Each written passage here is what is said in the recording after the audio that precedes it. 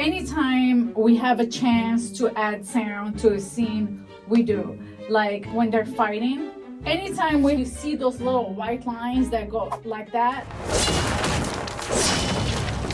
I'll add a whoosh to it. I like using bamboo sticks. You could use antennas or anything that does this kind of sound. Sana would also accent the character's fight moves with what's called a shing.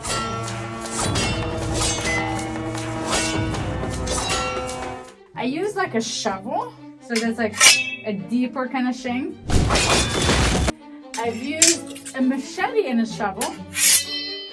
And then I've used this thing, it's not sharp at all, with this. Ooh la la, that was beautiful.